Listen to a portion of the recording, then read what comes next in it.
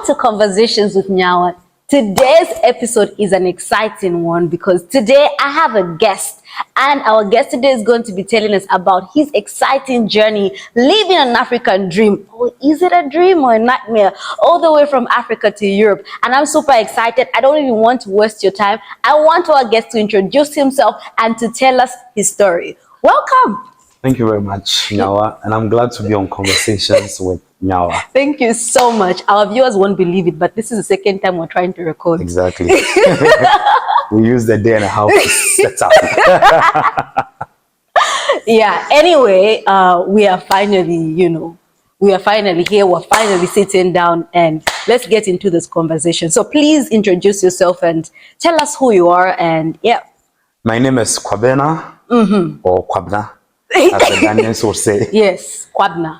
Yes, I come from Ghana, from a family of 5, so mom and dad and 3 kids. So I'm the second and the only boy. So are you like the junior? Are you like your father's power, like you? No. Growing up, I was never a daddy's boy or a mommy's boy. No, I worked hard. In fact, in Africa, there's this thing that goes like a man are not supposed to do certain jobs. It's a woman's job. No, in my house, we never had that. We had a schedule where, I would wash plates today. My sisters are washing tomorrow. I'm cleaning, I'm doing this. We all did things as though we're all men. Or a well-raised up man, ladies. Yes, well-raised up.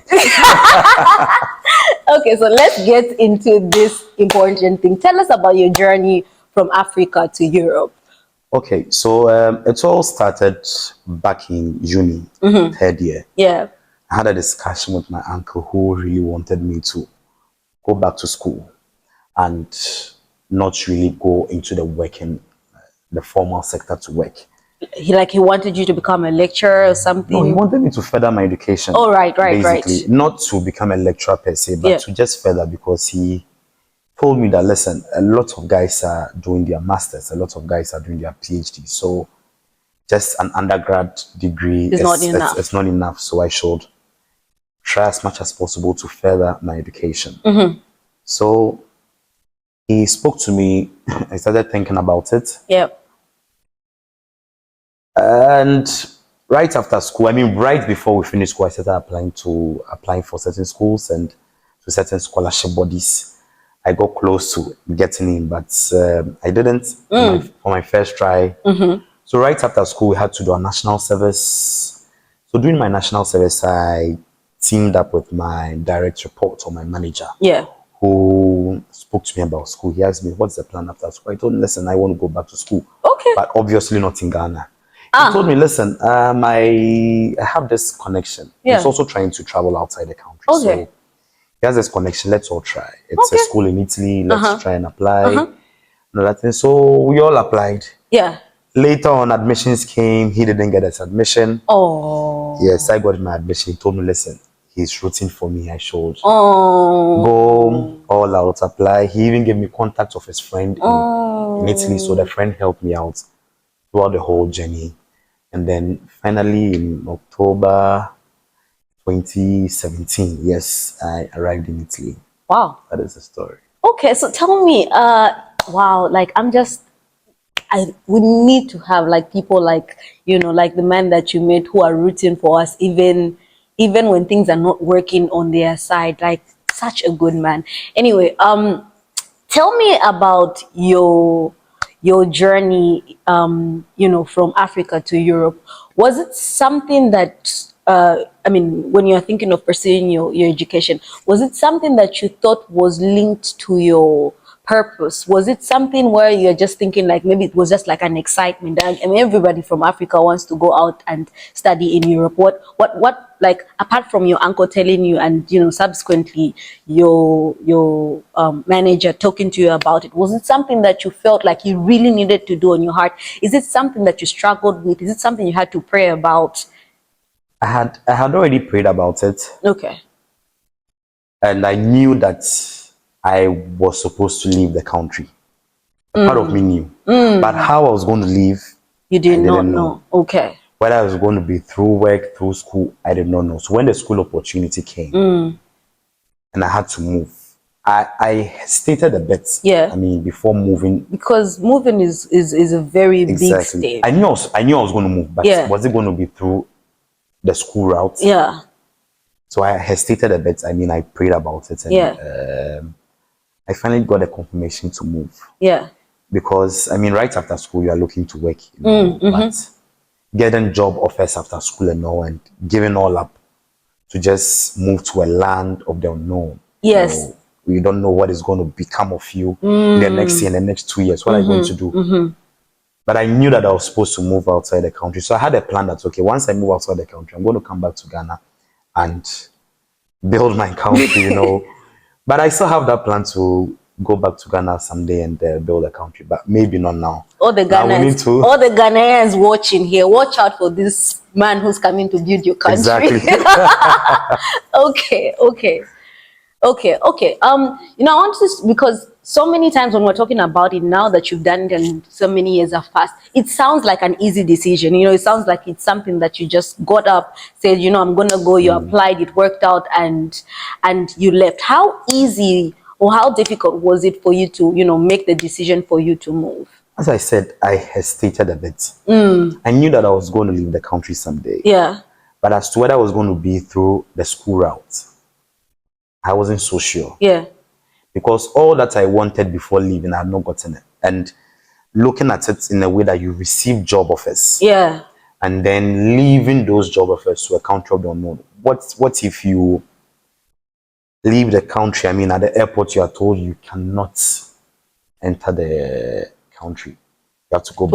It was a risk. It was a risk. It was a risk I was taking. So it wasn't an easy decision, but I had to come to terms with it that, okay, I'm going to leave and work so hard and try and achieve whatever thing I wanted to achieve at the time. Okay, so how easy was the process of you, I mean, the whole process of you trying to move from Africa to, I'm talking, that sounds like there's a story there, you're like, yes, there is a story here. It was difficult. Yeah. It wasn't an easy way out because, you know, you're moving to a non-English speaking country. Yeah. For school, whatever documentation needed had to be translated into Italian, basically. So that everything was supposed to be translated to Italian, and it came with a cost. Yes. Each page, I mean, they were charging by page. You know, I was doing my national service at the time. Yeah. I needed time to go see the translator,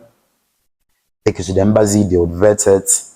They would find mistakes in it. I had to move back to the translator. I lived in Tema, which is about 25 kilometers away or 26 kilometers away from the capital city, that is Accra, where everything is centered. Yeah. Translation services, the embassies.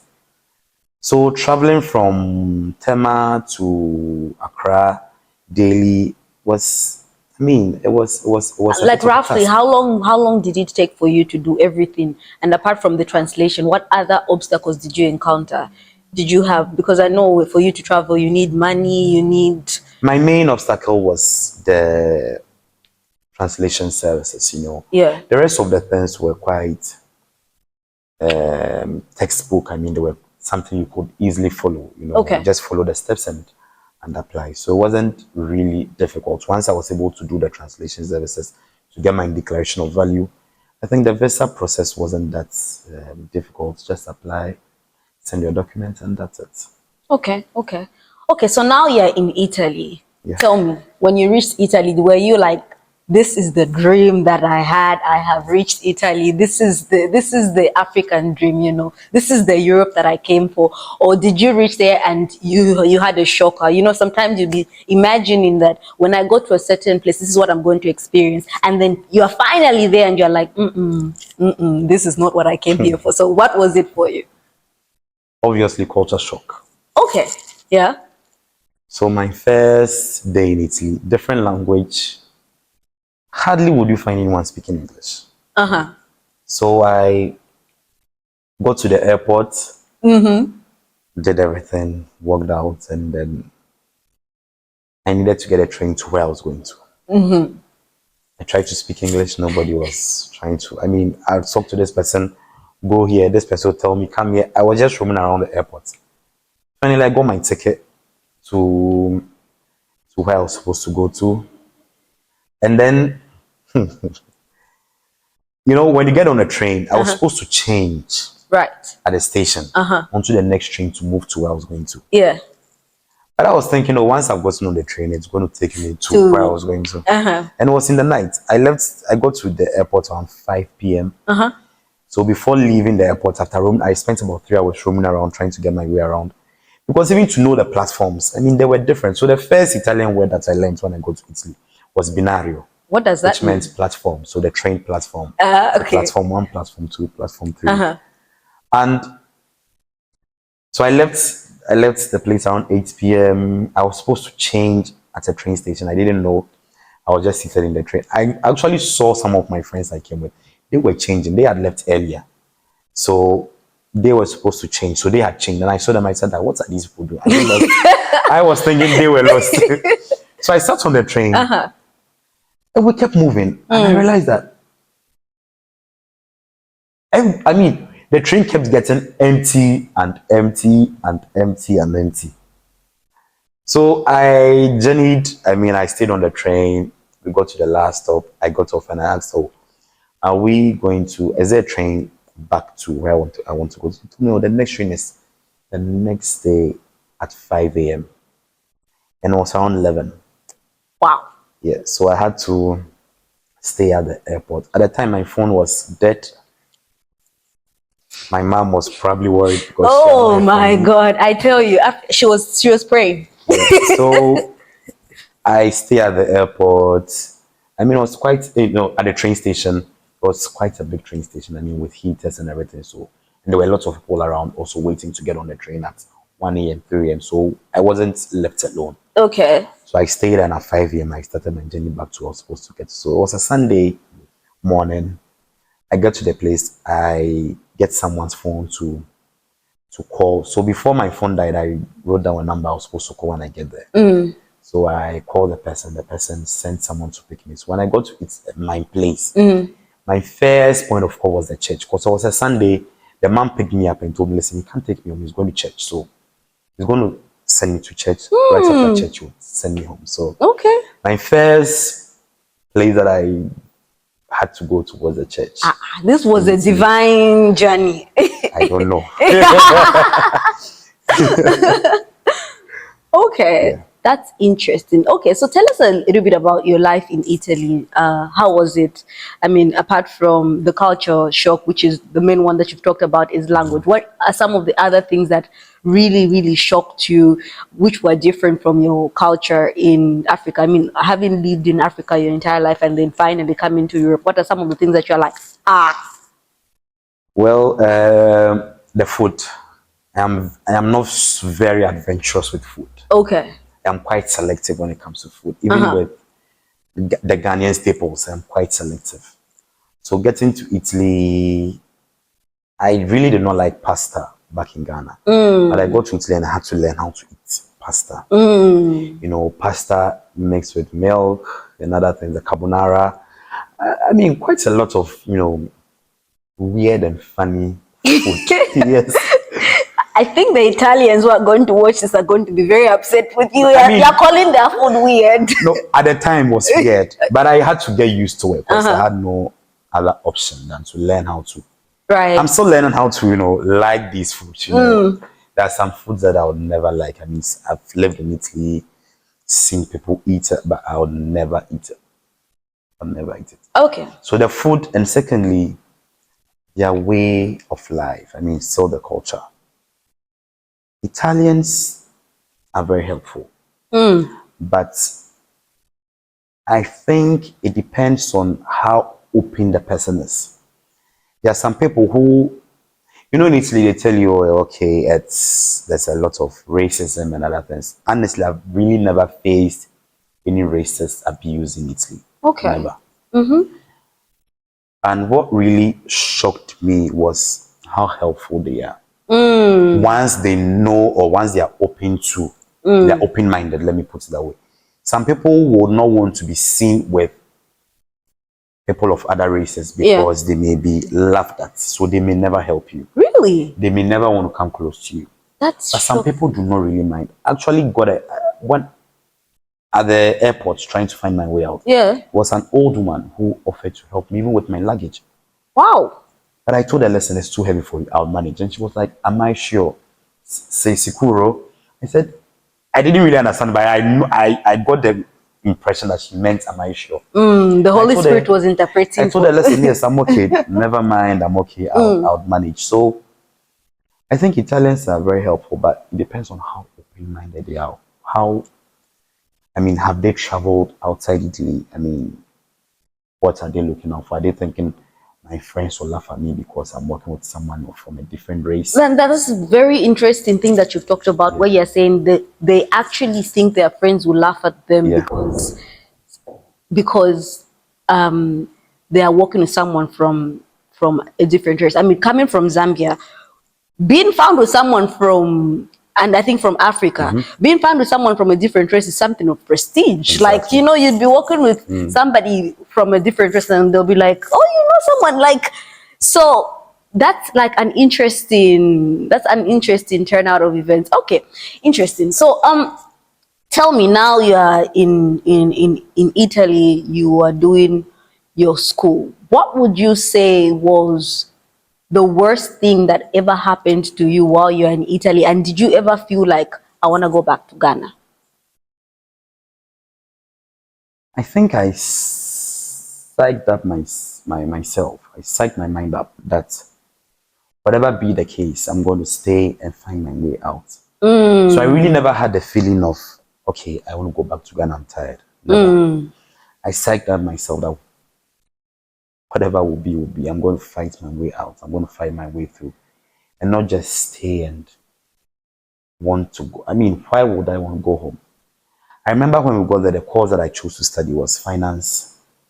I thought I was going to do like finance, I had done a bit of finance and I thought it was going to be like mainly business finance. But I got to class and I realized it was purely math and economics with statistics. I had done a bit of math, but not in depth. In depth, yeah. I had done a bit of statistics, but not that kind of statistics. Yeah. So we go to class and the professor is teaching and will tell you, you recall that in your previous studies you had done this.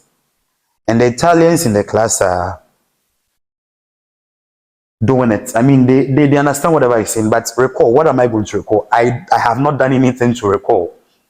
So you get to class and you are lost. I remember my first month in class, I was lost. Because there were certain courses that we were doing. In fact, I had friends who warned me, certain friends who had come in earlier, who had started classes, told me, listen, this course is difficult. So they have changed, they have switched to do a different course. Okay. So if I think I cannot do it, I should just switch. But knowing me, I always go for, I don't like starting things and leaving them hanging. I like to finish it. I don't like to feel defeated. I like to always win. So I told myself I'm going to do it. And there was a friend, a Ghanaian, who was also doing the same course. Yeah. And he had done actuarial science, so he was, he had done more of these stuff. So he told me, listen, it's going to help me out. We just have to study hard. And then we did. We got to class, we were doing programming. I'd never done programming, but we had to do programming. And it was difficult, but you have to fight your way through. You can't switch up. You can't leave it. Okay, I came in to study finance, and then I come to school. It's difficult, so I want to go and do a different course. I really never wanted to find myself in that, so I fought my way through, and by God's grace, I overcame. You overcame. Okay. That's nice. That's nice. All right, now tell us. You've graduated from university. How did you transition from Italy to Malta? And why Malta, of all the Italian countries? Okay, so there's also another story. I have a lot of stories. Please, we are here for all the stories. So, whilst I was in Ghana, I told you I knew I was going to leave the country. Yes. I did accounting in Ghana, and to call yourself an accountant, you just don't have to do the bachelor's. You have to do the professional certification. The SCCA. Exactly. So we had the ICA, which was more local, Yeah, I think And in we had Zambia we the, have what we call Zika. exactly. And we had the ACC, which, I mean, you have to buy pounds to register for exams. Very expensive. I mean, looking at the exchange rate and other things. I mean, I would have gone in for the local exams, which I would be paying in Ghanaian cedis. But I decided to go in for ACCA because I knew that at a point I was going to travel. And I didn't know whether I'll travel as soon as like I graduate from school. I didn't know. So I didn't want to take the risk. So I registered with ACC. And God being so good, they had this offer at that time, which was like, you're going to get free registration, free exemptions. So I registered with like, I think £10 at the time. Okay. House registration fee was going for around 80 to 90 Yeah. pounds or so, but it was just £10. I got free exemptions. I didn't pay a penny for any exemptions. So we registered. I mean, £10 was around 60 Ghanaian cedis at the time. It wasn't going to cost anything. But I told myself, listen, I'm doing it because I'm not sure I'll be in Ghana to finish this. So wherever I find myself, I can register for the exams and write. So I get to Italy. I tell myself I need to continue these exams.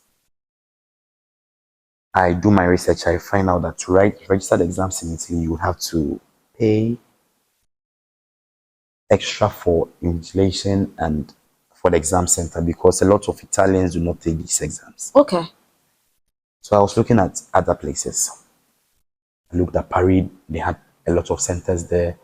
I spoke to friends in France who could help, but none of them was, coming up with any solution. So I find Malta in the list. I said, Malta, where is Malta?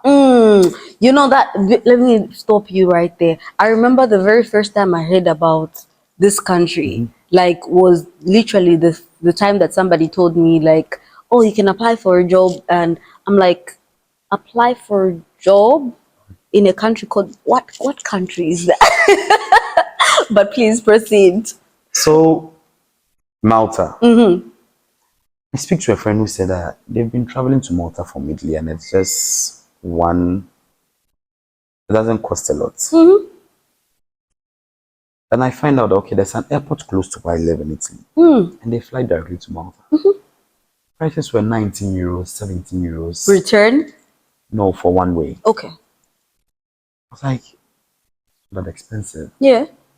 So I contact certain friends. They tell me, oh, I know this person in Malta who can help you.